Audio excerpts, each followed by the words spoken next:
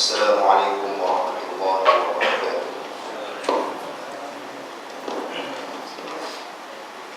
Bismillahirrahmanirrahim. Alhamdulillahi rabbil alamin wa afdhalus salati wa atammu taslim ala sayyidina wa maulana Muhammadin al-amin wa ala alihi wa sahbihi ajma'in. Subhanaka la ilma lana illa ma 'allamtana innaka antal alimul hakim wa la hawla wa la quwwata illa billahil aliyyil azim. Rabbi shrah li sadri wa yassir li amri wahlul 'uqdatam min lisani yafqahu qawli. Rabbi yassir wa la tu'assir. Rabbi tammim bi khair, amma ba'd. Alhamdulillah, kita panjatkan bersyukuran kita kepada Allah Subhanahu wa taala kerana dengan limpah kurnia-Nya dan rahmat-Nya dapat kita bersama-sama lagi berada di dalam majlis ilmu yang diadakan di masjid ini. Dan insya-Allah pada malam ini seperti biasa kita akan menyambung kembali bacaan kitab Penawar Bagi Hati. Kita akan sambung perbincangan kita pada bab yang kedua yang membicarakan tentang sifat al-khawf ataupun sifat takut kepada Allah Subhanahu wa taala. Jadi kita telah bincangkan sebahagian daripada bab yang kedua ini. Malam ini kita akan sambung sebahagian lagi perbincangan di dalam bab ini. Jadi tuan-tuan boleh lihat pada muka surat 70. Kita sambung pada katanya ketahui olehmu. Qala al-musannif rahimahullah ta'ala wa nafa'ana bi'ulumi wa ja'alana mukhlisina bi qira'ati.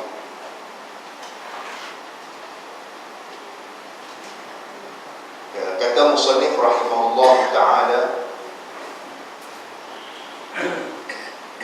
ketahui olehmu bahawasanya takut itu seperti cemeti yang menghalau ia akan hamba kepada tuah akhirat. Baik, dia kata sifat khauf ini, yakni sifat takut akan Allah Subhanahu wa taala yang ada di dalam hati orang yang mukmin. Perbandingannya seperti sebatang cemeti ataupun sebatang tongkat yang memukul orang. Dia seolah seperti cemeti yang menghalau ia akan hamba kepada tuah akhirat. Ya. Iaitu kalau kita ada cemeti ini, kita ada rotan misalnya. Kalau kita gunakan rotan itu untuk menakutkan, memberi amaran kepada pelajar-pelajar misalnya, suruh masuklah kelas, kita bagi tunjuk rotan dia supaya dia buat kerja rumah. Kita tunjuk rotan supaya dia patuh dengan peraturan sekolah. Ibadat dia begitu. Jadi cemeti ini seolahnya satu sifat khauf ini seperti cemeti ataupun rotan yang menjadi satu faktor untuk seseorang hamba itu lari ke arah jalan akhirat. Ya, itu gunanya sifat takut ataupun sifat khauf yang ada di dalam hati seseorang mukmin.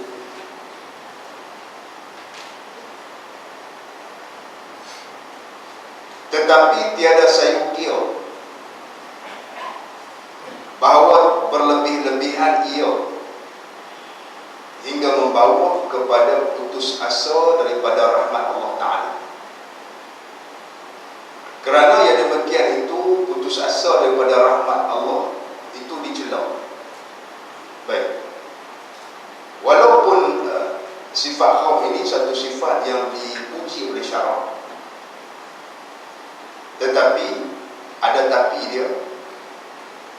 Kalau seseorang itu berlebih-lebihan, ya, maknanya dia terlalu takut kepada Allah Subhanahu wa taala, ini boleh menyebabkan seseorang itu putus asa daripada rahmat Allah. Ya. Karena bila takut sangat terhadap dosa yang dia buat terhadap Allah Taala, dia rasa Allah Taala tak ampun dia, maka dia akan rasa dia akan dimasukkan ke dalam neraka, dan dia tidak lagi mengharapkan rahmat Allah dan mengharapkan keampunan Allah. Ini membawa kepada sifat yang dicela pula. Sebab tu ulama-ulama tasawuf dia catatkan, kalau orang yang bersifat dengan sifat al-khauf ini, dia merasa seimbang dengan sifat yang lain. Dia tak boleh semata-mata sifat al-khauf itu ada dalam hati seseorang itu, sifat yang baik. Tetapi kalau lebih daripada yang sepatutnya, dia akan membawa keburukan, iaitu membawa kepada seseorang itu putus asa daripada rahmat Allah. Bahkan apabila bersangatan takutnya, hendaklah mencampur dia akan takut itu dengan harap akan rahmat Allah. Jadi kalau seseorang itu berlebih-lebihan ataupun takut sangat-sangat terhadap Allah Ta'ala, maknanya sifat al-khawf, sifat takut ini mengatasi sifat-sifat yang lain, ya, mengatasi sifat-sifat yang lain. Maka dia kena campur, dia kena seimbangkan dengan sifat ar-raja. Sebab tu dalam ilmu tasawuf ini tajuk al-khawf wal-raja, tajuknya digabungkan dalam setengah-setengah kitab, digabungkan tajuk khauf dengan ar-raja, takut kepada Allah dan harap kepada Allah. Pasal ada pasalnya. Kerana sifat al-khauf ini, sifat takut kepada Allah, mesti diseimbangkan dengan sifat ar-raja, harap. Kita kena ada sangka baik dengan Allah dan harap Allah Ta'ala mengampunkan kita terhadap dosa yang kita buat. Barulah jadi seimbang. Sebab tu sifat dia kena ada semua. Sifat-sifat mahmudah ini, dia sebenarnya menyokong di antara satu sama lain. Sifat mahmudah ini dia menyeimbangkan di antara sifat-sifat yang lain, supaya seorang itu tidak jadi membawa kepada sifat yang dicela pula oleh syarak, iaitu sifat putus asa daripada rahmat Allah. Itu maksud yang dibincangkan di dalam kitab ini. Baik. Dan saya kira bahawa lebih kuat takut daripada harap selama ada ia mengerjakan dosa. Kemudian pula, kalau seseorang itu terjebak dengan satu-satu dosa, maka sifat al-khawf itu mesti lebih daripada sifat ar-raja. Sifat takut kepada Allah mesti lebih daripada sifat harap, ya? Harap dari akan rahmat Allah itu, ya? Kerana apa?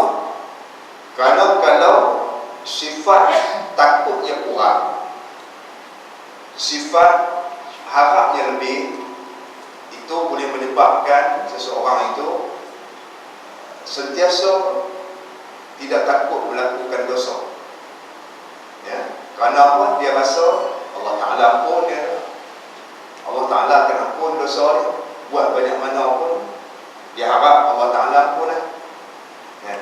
Inilah alasan pelaku dosa, ya? Orang yang buat dosa ni dia pandai ke alasan.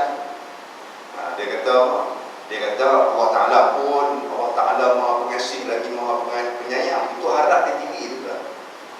Sifat harap dia tinggi kepada Allah, supaya ini menjadi lesen untuk dia melakukan dosa.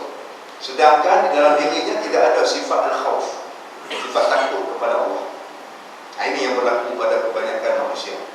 Sifat harap dia tinggi, dia pun tahu aku dosa banyak tapi aku harap dalam kubur nanti Allah Ta'ala ampunlah dosa. Allah Ta'ala ampun dosa, di akhirat pun Allah Ta'ala ampunlah aku sedekah, buat sedekah daripada tak buat langsung, buat juga lah penuri, dia kata harap buat Allah Ta'ala ampunlah dosa aku, buat juga dosa. Sifat al-khawf, sifat takut tu tak ada dalam diri dia atau sikit sangat. Sifat raja, sifat mengharapkan rahmat Allah tu melebihi sifat tu, melebihi sifat al-khawf. Ya. Kalau sifat al-khawf lebih, dia akan rasa terlalu takut, sehingga kan dia rasa diri dia itu tidak berguna lagi. Ya. Itu boleh membawa kepada bahaya, membawa kepada putus asa daripada rahmat Allah. Ya. Jadi sebab itu kena ada keseimbangan. Adapun orang yang taat, yang tiada ada maksiat, maka sayukianya sama banyak oleh takutnya dan harapnya. Kalau orang yang melakukan ketaatan, yang tidak melakukan maksiat, dia jaga diri dia daripada melakukan maksiat. Ya. Orang ni orang ahli taat, orang sentiasa dalam ketaatan, maka sifat ar-raja dengan sifat al-khawf ini mesti sama, mesti sama banyak. Ya. Sifat takut dan sifat harap dia itu sama kuat. Barulah dia jadi seimbang. Ya. Kerana dia orang yang tidak melakukan dosa. Baik. Contohnya seperti Sayyidina Umar radhiyallahu anhu berkata, jika diseru hendaklah masuk syurga sekalian makhluk kecuali seorang lelaki-laki, nescaya aku takut bahawa aku demikian itu laki-laki. Jadi kata Sayyidina Umar, ini ulama bawa contoh bagaimana seorang itu ada keseimbangan pada sifat al-khawf dan raja, sifat takut dan sifat harap. Ya, Sayyidina Umar kata sendiri dalam kalamnya, dia kata sekiranya pada hari akhirat esok dipanggil ke semua makhluk, ke semua orang yang beriman masuk ke dalam syurga, ya, kecuali seorang laki-laki saja. Seorang laki-laki sahaja yang tidak dimasukkan ke dalam syurga, bahkan dia akan dimasukkan dalam neraka. Maka kata Sayyidina Umar, sudah tentu aku itulah, aku takut akulah laki-laki yang tidak dapat masuk ke dalam syurga itu. Dia kata begitu. Ya. Manakala dipanggil semua makhluk masuk dalam syurga, ya, semua makhluk masuk dalam syurga kecuali seorang lelaki, maka aku takut, dia kata, itu ada sifat al-khawf. Aku takut akulah satu-satunya orang yang tak dapat masuk syurga. Baik. Kemudian kata Sayyidina Umar lagi, dan jika diseru hendaklah masuk api neraka oleh sekalian makhluk kecuali seorang laki-laki, nescaya aku harap bahawa adalah aku demikian itu laki-laki. Dia kata apa? Kalau dipanggil semua makhluk ni mesti masuk dalam api neraka, semua akan diumpan ke dalam api neraka kecuali seorang laki-laki yang dia selamat daripada api neraka, akan dimasukkan syurga. Maka kata Sayyidina Umar, aku harap, ini sifat ar-raja, aku harap akulah lelaki itu yang tidak dimasukkan ke dalam neraka. Itulah contoh bagaimana sama di antara sifat takut dan sifat harap yang berlaku pada Sayyidina Umar bin Khattab radhiyallahu anhu. Baiklah. Baik, kemudian kata dia lagi, dan adapun apabila hampir ia seorang akan mati, ya, seperti sakit, ya, yang berpanjangan dan sebagainya, uzur, nampak memang sudah uzur dan tak ada harapan untuk sembuh. Baik, ketika itu maka bermula harap dan baik baik sangka dengan Tuhannya itu lebih utama baginya. Kalau seorang itu hampir kepada mati, seorang itu sudah menghampiri kematian, maka mengharapkan rahmat Allah dan baik sangka dengan Allah Ta'ala itu mesti lebih kuat daripada al-khawf, mesti lebih utama baginya, ya. Kerana pada waktu itulah, waktu saat-saat kematian ini, kita sangat mengharapkan keampunan dos daripada Allah Ta'ala, sangat-sangat mengharapkan rahmat Allah, ya.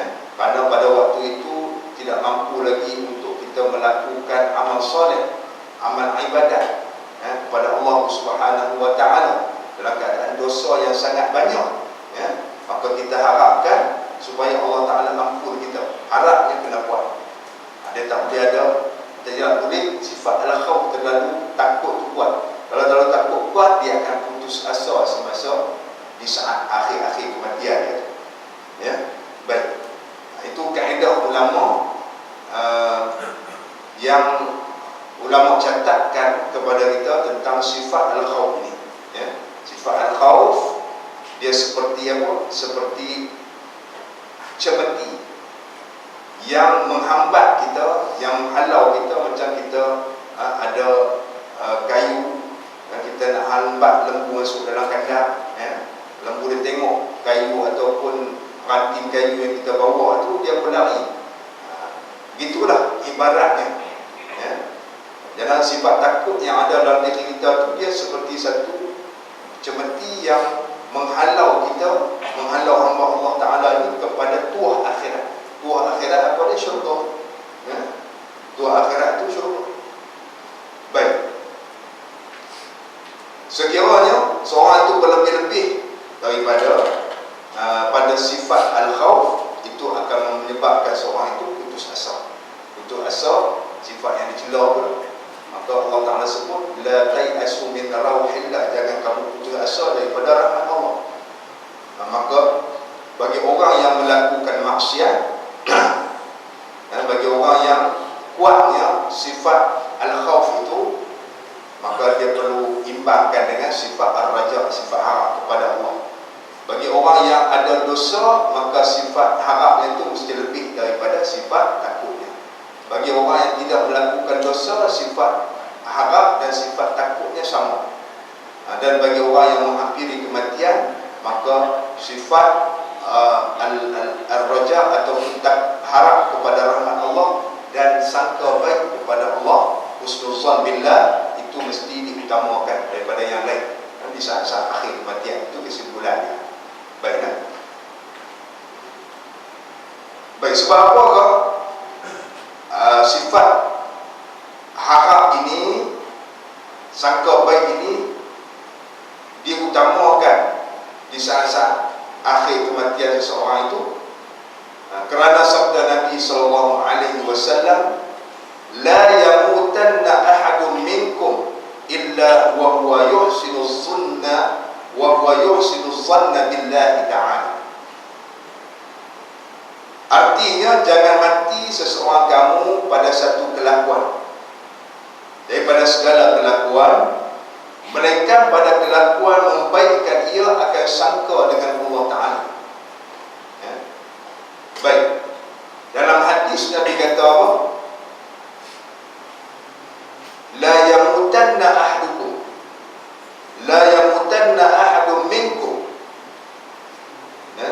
Janganlah seseorang kamu itu mati illa wa huwa yuhsinu dhanna billahi ta'ala, kecuali dalam keadaan dia baik sangka kepada Allah, ya. Bagaimana caranya? Dengan bahawa harap ia akan rahmat dan maaf Allah Ta'ala, ya. Pada waktu itu, itulah yang diperlukan oleh seorang hamba Allah Ta'ala di saat-saat akhir kehidupan dari dunia, sebelum dia berpindah ke alam barzakh dan seterusnya ke alam akhirat, tidak akan pulang kembali ke dunia.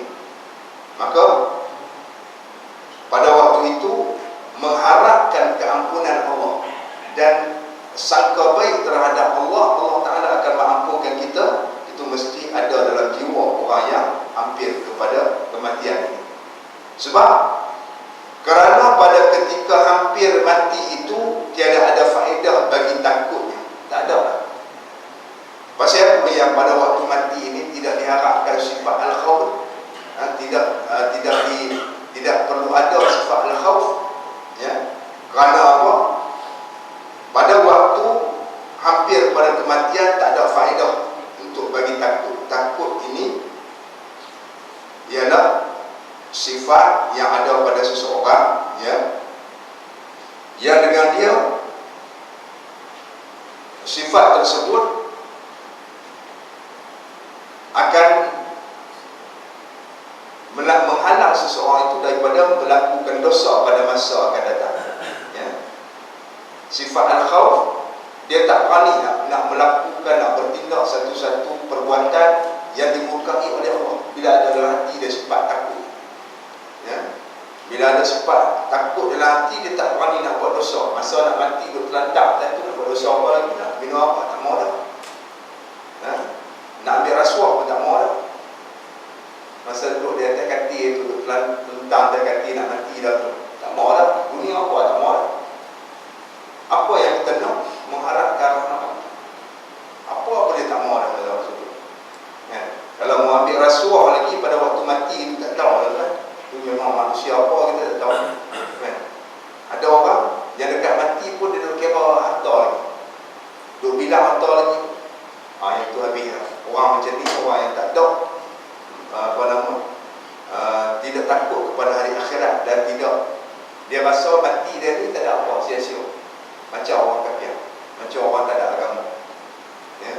Orang tak ada agama ni mati macam lembu mati, mati macam binatang mati, habis lah. Dunia ni lah kita nak merasa nikmat kehidupan ni. Bila dah mati, habis. Tapi kita tak. Orang yang mukmin, dia masih ada lagi dua fasa kehidupan yang mesti dia lalui. Yang pertama, alam barzakh. Yang keduanya, alam akhirat. Alam akhirat. Dan alam akhirat itu alam yang akhir sekali. Itu disebut akhirah. Alam yang terakhir, yang tidak boleh pulang. Duduk di situlah selama-lamanya. Tak boleh pulang dunia. Dunia tak ada dah. Dunia tidak ada dah. Dunia hanya ada sekali sahaja. Yang kekal abadinya hari akhirat. Baik, sebab itu ketika mati, maka tidak ada faedah bagi seseorang itu takut, ya. Baik. Dan bahawasanya harap itu menyalahi ia akan cita-cita, dengan bahawa harap itu bergantung hati dengan yang digemari pada hasilnya pada masa yang akan datang, serta berusaha ia pada sebab bagi hasilnya itu, ya. Lagi pula dia kata apa? Bahawasanya harap, iaitu ar-raja, harap kepada rahmat Allah itu menyalahi ia akan cita-cita, bercanggah, berlawanan dengan kemahuan, ya. Cita-cita, angan-angan dia, bahawa dengan bahawasanya harap itu bergantung hati dengan yang digemari. Dengan bahawasanya harap itu bergantung hati dengan yang digemari, maknanya hati dia nak apa-apa benda yang dia suka, yang pada hasilnya itu pada masa akan datang, ya. Maknanya yang dikatakan harap ini menyalahi, berlawanan bagi cita-cita ataupun angan-angan, ya. Mana apa? Mana harap ini keinginan hati kepada benda yang disukai, yang akan berhasil pada masa akan datang, iaitu masuk ke dalam syurga, ya. Masuk ke dalam syurga, serta berusaha ia seorang pada sebab bagi hasilnya, beramal ibadat. Itu maksudnya, ya. Beramal ibadat, itu makna harap. Misalnya seperti mereka yang menanjak ia akan sawah dan menanam ia padanya akan padi, maka harap ia akan mendapat padi pada ketika mengetang. beri contoh yang kata hak-hak ini, ar-rajab ini macam mana. Bandingannya seperti seorang yang membuat sawah pendang, sawah padi kan? Buat sawah padi. Dia tajuk sawah dia, pendang dia, kemudian dia tanam benih padi, anak padi itu, kemudian dia tunggulah hasil, ya, untuk dia dapat pada hari dia nak ketam padi itu ataupun hari dia nak mengambil padi tersebut. Itulah sifat ar-rajab. Seorang itu berusaha beramal soleh dalam dunia, ya, dan dia mengharapkan mendapat yang dia suka, yang dia gemari pada hari akhirat. Siapa tak suka syurga? Semua orang nak, ya. Maka dia usaha di dalam dunia ini, ya, dengan amalan soleh sebagai sebagai hasil yang dia akan dapat, dia akan peroleh pada hari akhirat itu. Baik. Dan bahawasanya cita-cita itu bergantung hati dengan yang tersebut, dengan tiada berusaha pada menghasilkan yang digemari itu. Cita-cita ni apa? Angan-angan. Angan-angan ialah keinginan hati kita dengan angan-angan tersebut, dengan tanda tiada usaha apa-apa, tanpa ada usaha sedikit pun, ya, untuk mendapatkan keinginan kita dalam angan-angan itu. Contohnya seperti mereka yang mencita-cita akan mendapat padi dengan tiada menanam padi, atau mencita-cita akan mendapat anak dengan tiada ia berkahwin. Contoh mudah saja. Orang yang berangan-angan ini, ya, dia ingin pada sesuatu yang dia nak tetapi tidak berusaha. Sepertilah seorang yang menanam padi, atau seorang yang menginginkan padi tetapi tidak menanam di sawah pendang. Seorang yang menginginkan anak, dia tak mau kahwin, ya, maka sudah tentu tidak akan berhasil. Pasal apa? Kerana perbezaan yang tersebut. Berfirman Allah Ta'ala dalam Al-Quran, innal ladzina amanu wal ladzina hajaru wa jahadu fi sabilillah ulaika yarjuna rahmatallah wallahu ghafurur rahim. Artinya bahawasanya mereka yang beriman dan mereka yang berpindah daripada negeri kufur kepada negeri iman, ya, dan bersungguh-sungguh mereka itu pada meninggikan agama Allah Ta'ala. Bermula mereka itu, orang yang beriman tadi, harap akan rahmat Allah Ta'ala, dan Allah Ta'ala amat pengampun lagi amat kasih sayang. Maka dalam dalam ayat ini Allah Ta'ala menjelaskan yang kata rahmat Allah. Kita nak mengharapkan rahmat Allah yang dimaksud daripada sifat ar-raja itu.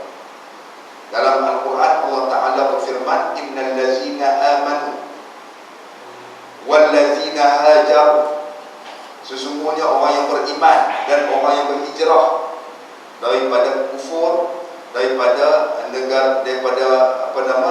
negeri kufur iaitu di Mekah kepada negeri iman iaitu di Madinah.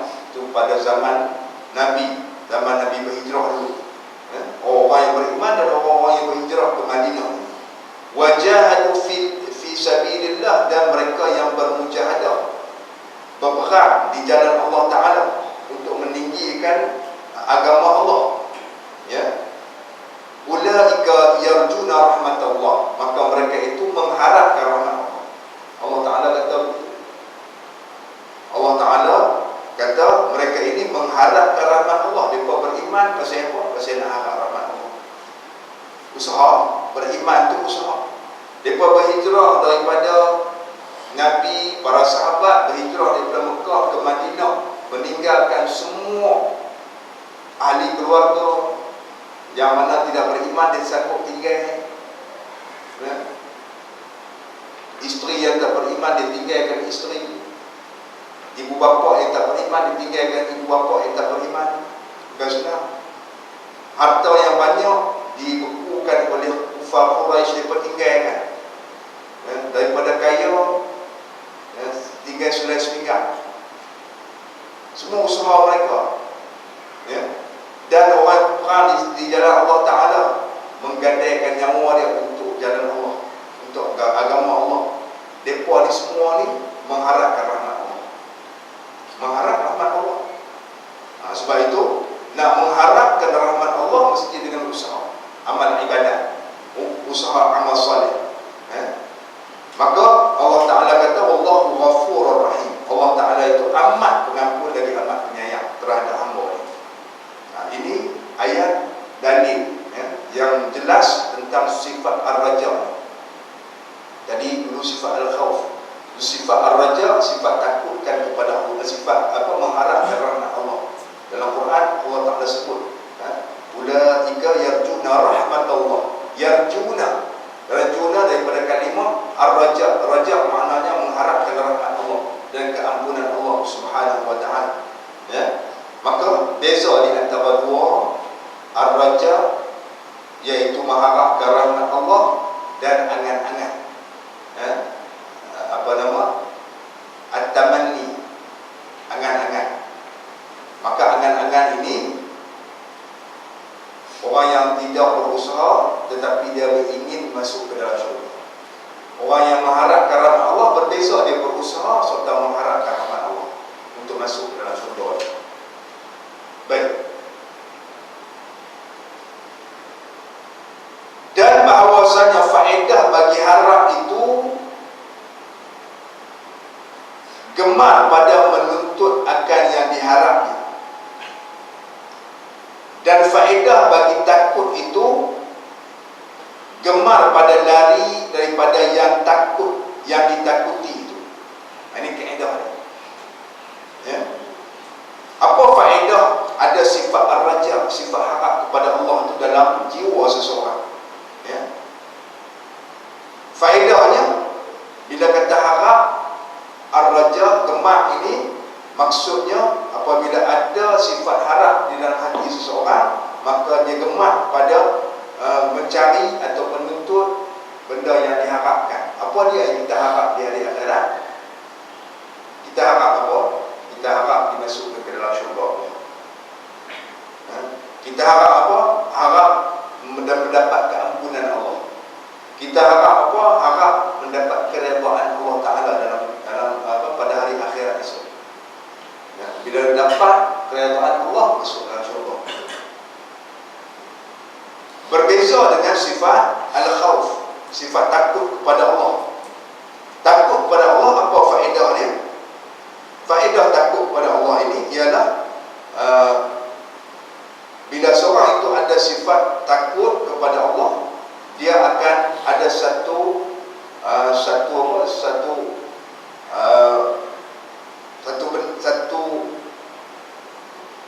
semangat dalam hati dia untuk lari daripada perkara yang ditakuti. Ada satu kekuatan dalam hati dia, ada satu kemahuan dalam hati dia untuk dia lari daripada benda yang ditakuti. Apa dia? Benda yang kita takut, api neraka. Benda yang kita takut, kemurkaan Allah. Benda yang kita takut ialah Allah Ta'ala itu tidak mengampunkan dosa kita. Maka kita lari daripada benda-benda ni semua. Lari daripada api neraka Allah, lari daripada kemurkaan Allah, lari daripada apa-apa yang menyebabkan Allah Ta'ala tidak mengampunkan dosa kita. Lari itu, itulah maksudnya takut kepada Allah. Bila kita takut, maka kita tidak akan melakukan perkara-perkara yang menyebabkan kita mendapat kemurkaan Allah. Bila kita takut, maka kita tidak akan melakukan perkara-perkara yang menyebabkan kita masuk ke dalam neraka. Itu faedah sifat takut yang ada pada seseorang itu. Maka sebab itu kita tidak akan melakukan maksiat, kita tidak akan melakukan dosa di dalam dunia ini, supaya dengan cara itu kita dapat lari daripada apa yang kita takut pada hari akhirat esok. Dan barang siapa harap ia akan suatu nescaya menuntut ia akan dia. Dan barang siapa takut ia akan sesuatu, nescaya lari ia daripada. Itu kaedah dia. Apa seseorang tu dia nak pada satu-satu benda tu, dia akan usaha bagi dapat. Macam kita lah, kita hidup ni dah lama duk sewa rumah. Apa yang aku nak, boleh nak sewa rumah sampai mati tu, lagi duit ada boleh sewa. Tapi kita nak rumah sendiri. Kita nak rumah kita sendiri. Maka kita pun berusaha kerja, tambah gaji, tambah duit, tambah pendapatan kita. Kalau orang yang kerja tu, dia tambah gaji lagi supaya naik gaji dia. Kalau orang yang kerja swasta tu, nak naik gaji macam mana lah, buatlah kerja, buat kerja dia. Kalau orang yang kerja yang boleh gaji boleh tambah gaji dia, dia pergi mengaji lagi, tambah mengaji lagi, pergi ambil kelayakan akademiknya yang lebih tinggi supaya dia tambah gaji. Kalau orang yang tu sanggup kerja mengaji lagi, hari minggu mengaji, siang hari biasa kerja, pasal apa? Pasal nak tambah gaji. Dapat master ni boleh tambah gaji, kan? Kalau ada diploma, dapat ijazah, boleh tambah gaji, naik gaji lah, grade kita. Orang yang kerja tak cukup, nego pula. Pasal apa? Nak simpan duit, nak beli rumah, nak simpan duit bagi cukup. Bank nak tengok statement kita, boleh buat pinjaman, boleh buat pinjaman nak beli rumah. Maka dia harap nak dapat benda tu dia usaha tak apa tu. Begitulah orang yang mengejar kenikmatan di hari akhirat esok. Maka dia ulun buat ibadat dalam dunia. Bagaimana orang ahli dunia, dia nak mengecapi nikmat dunia, maka dia ulun dalam dunia ni, usaha kerja nak bagi rasa nikmat dunia. Maka ahli akhirat pun begitu juga. Dia nak bagi dapat nikmat akhirat esok ni dengan sebanyak mungkin dia akan dapat hari akhirat, maka dia mengharapkan dapat harap ni, dia mesti kena usaha. Sebab bila usaha, harap tentu dapat. Baik. Dan bahawa siapa takut akan sesuatu, nescaya lari daripadanya. Apabila kita takut pada satu-satu benda, maka sudah tentu kita lari, kan? Kita takut. Dalam dunia ni kita tengok apa? Kita takut. Takut apa? Takut hantu. Takut hantu. Duduk dalam rumah tu, sewa rumah tu, tengok-tengok hantu. Ada ubat macam ni dah, pindah lari. Dah beli dah rumah orang jual murah lah, rumah ni rupa-rupanya rumah hantu, berubat tak mau dah, tak mau jadi dah, lari. Pasal apa kita lari? Apa kata tu? Pasal kita takut. Begitulah ahli akhirat, dia lari daripada mengerjakan maksiat, lari daripada mengerjakan sebab-sebab kepada kemurkaan Allah Subhanahu wa taala. Sebab apa? Sebab dengan cara itulah dia akan terselamat daripada kemurkaan Allah di hari akhirat esok. Lari maknanya kita tak malah, kita ahli dunia dia cari. Ahli dunia ini dia cari maksiat, sebab maksiat itu satu nikmat. Ahli akhirat dia lari, pada zahirnya maksiat itu nikmat, tetapi sebenarnya itulah perkara dia akan takut pada hari akhirat esok. Itulah penyebab akan memasukkan dia ke dalam neraka Allah. Itu sifat yang dikatakan al-khawf. Beza di antara sifat ar-raja. Baik. Dan sekurang-kurang pangkat takut itu barang yang menyebabkan ia akan meninggalkan dosa dan akan berpaling daripada dunia. Dan barang yang tiada menyebabkan akan yang demikian itu, maka ia perkhabaran hati, bukan takut. Baik, yang kata pangkat takut ni dia ada beberapa martabat ni.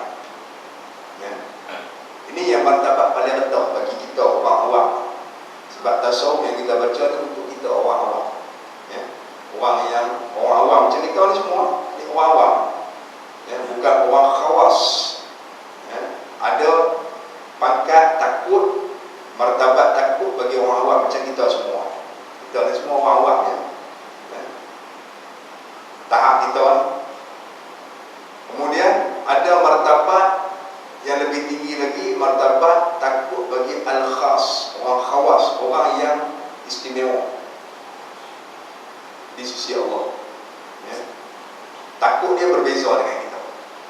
Kemudian orang yang khawasul khawas, tingkat yang paling tinggi, orang yang paling istimewa di sisi Allah, orang khas dia bagi kita, orang umum, semua ni, orang biasa ni.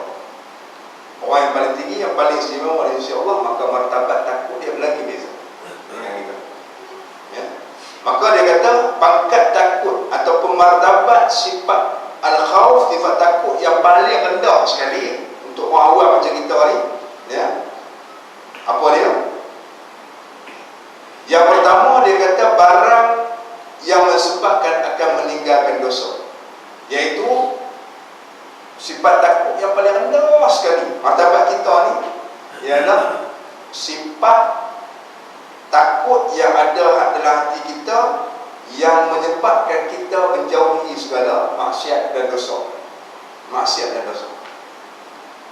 Sifat takut yang ada tu sebagai satu faktor, satu satu kekuatan dalam hati kita tu untuk menjauhi benda maksiat. Kita tengok, kita benci. Kalau tak ada yang ni tuan-tuan, tak masuk lagi hak awam-awam. Kita ni sangat tahu. Kalau tak ada yang ni, kita dah buat dosa lagi, buat dosa tak ada apa. Mana tak ada dalam hati kita sifat al-khawf. Bila tak ada hati kita sifat al-khawf, yang paling rendah awam-awam kita nak tahu mana. Kalau tak ada yang ni, nak tahu mana. Kita nak duduk tahap mana? Tak masuk. Kalau tak masuk tu duduk tahap mana kita? Hak paling rendah ni lah. Tak ada lagi hak paling rendah, tak ada dah. Yang ni paling rendah, sifat takut kepada Allah. Kalau tak ada yang ni, mana kita tak masuk lagi. Tak masuk lagi dalam bicara kita. Tak duduk lagi dalam golongan yang ulama bincangkan dalam kitab. Tak masuk lagi. Tak masuk lagi pada ahli akhirat tahap orang awam. Ahli akhirat tahap orang awam tak masuk. Kita ni masih lagi usah ahli maksiat dan derhaka kepada Allah. Masih lagi, masih ahli maksiat. Walaupun kita ni orang miskin, walaupun kita orang miskin, tak kira. Dia mau ada yang ni, mau ada sifat al-khawf. Dia ada dalam diri dia tu, dia takut pada dosa. Dia tak mau. Sebarang dosa, sama ada dosa kecil atau dosa besar, dan akan berpaling daripada dunia ni, berpaling daripada dunia. Ada sifat ni, paling kurang pangkat dia dalam hati dia tu, dia tak mau keinginan dunia. Tak ada dalam diri dia. Keinginan dunia tak ada dalam diri dia. Dunia itu hanya duduk di tangan dia, tidak duduk dalam hati dia. Dapat betul apa, tak ada apa bagi dia, biasa. Sebab tu orang yang macam ni pemurah. Dia tak sayang betul. Dia mudah bagi, mudah menginfakkan di jalan Allah. Sebab tu di tangan. Ambil tangan ni, dia seperti kita pegang amanah orang. Kita pegang, kita ni seperti diwakilkan untuk beda duit kepada orang. Tak ada pun pakai ke, ada orang amanah ni tolong bagi dekat orang susah ni, saya bagi 10,000, tolong bagi ke orang susah. Orang kaya tu main buat dia, bagi ketua kampung dia pegang duit 10,000 ni, dia pun pakai dia. Tak boleh, dia kena dedak. Dia tak boleh pakai dia, dia pun tak mau, dia tengok, dia bukan dia tu. Dia bukan dia, dia dedak tu. Begitulah orang yang ada sifat al-khawf ini, harta dunia ini pun dia atas tangan dia, dan dia tengok, dia tak peduli, tak perasa lah sayang. Yang ni dia nak guna untuk jalan Allah. Kalau tak ada yang ni, kita bukan orang awam, tak tahu nak tahu mana nak tahu itu.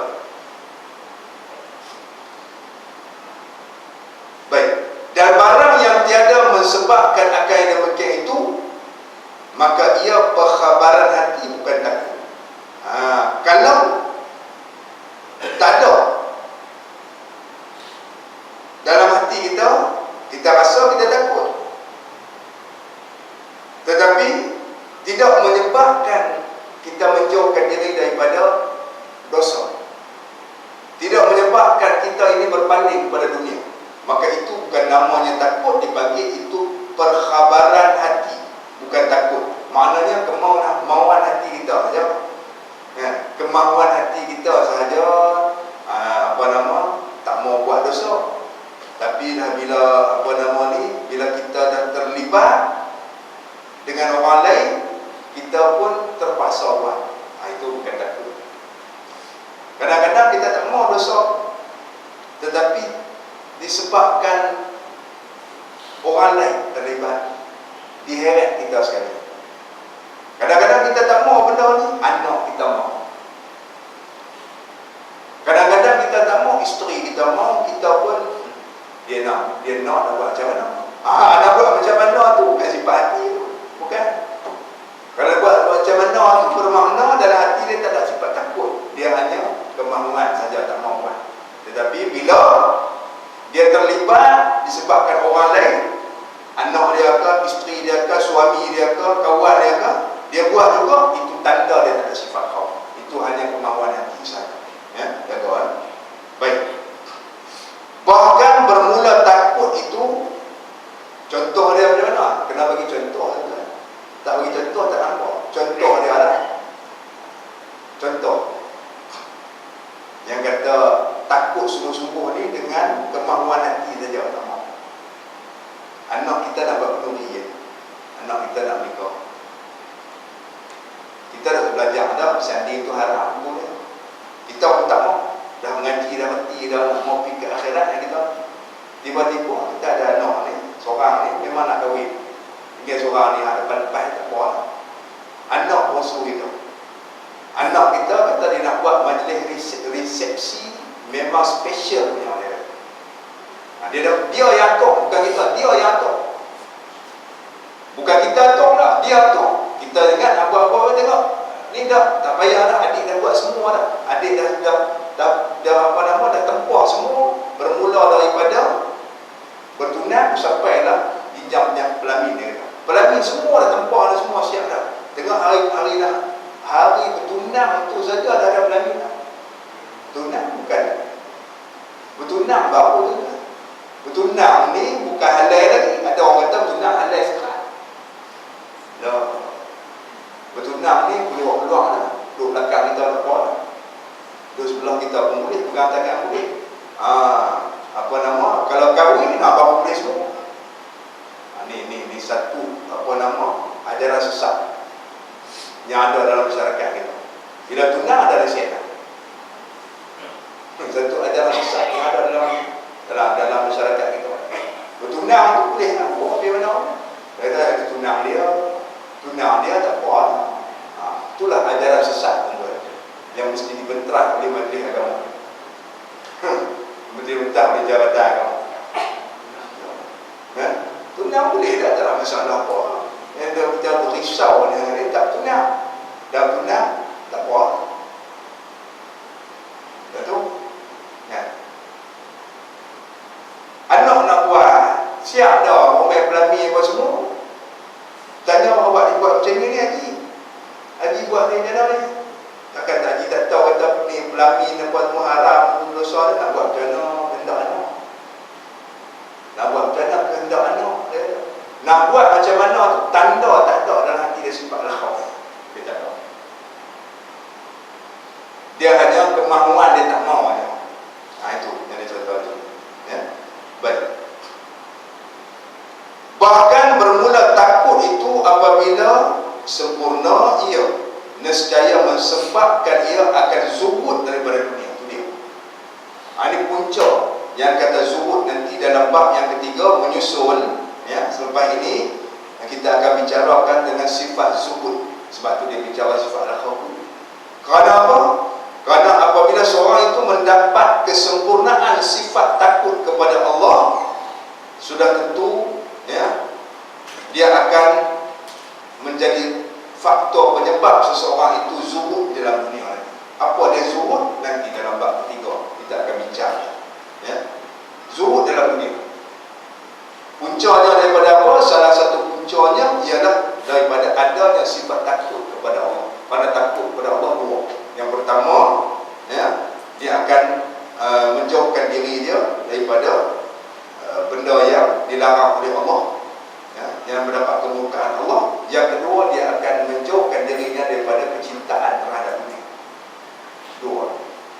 Bila kata ada dua ini, mana ada sifat khauf, secara automatik menjadi jalan mudah untuk mendapatkan zuhud dalam dunia.